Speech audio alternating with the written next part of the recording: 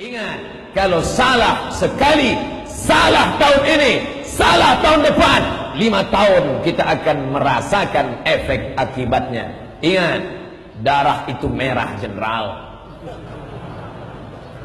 Baik yang dimuliakan Allah Subhanahu wa taala.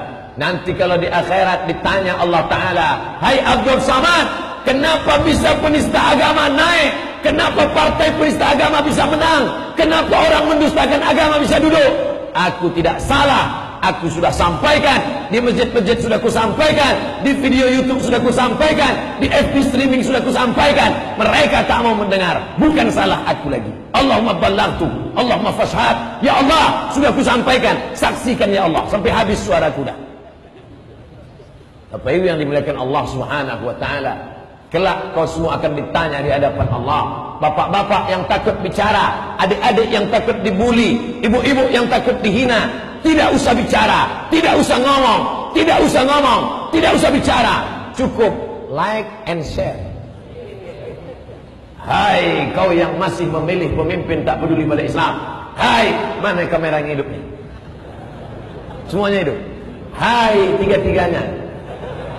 Yang masih belum peduli pada politik, yang masih belum peduli kepada DPR, yang masih belum peduli kepada wakil rakyat, pilih orang yang memperjuangkan Islam.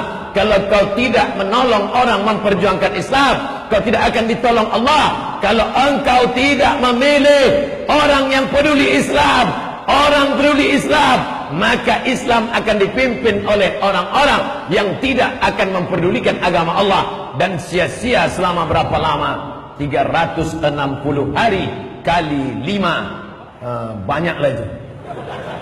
Pokoknya lama kau akan merasakan efek akibatnya. Dan kalau itu sudah terjadi, amar ma'ruf nahi mungkar tak lagi bermakna. Ramai-ramai kau ke tanah lapang, pakai peci putih, pakai baju putih, pakai jilbab putih, menangis, ya Allah, ya Allah. Tak ada gunanya lagi.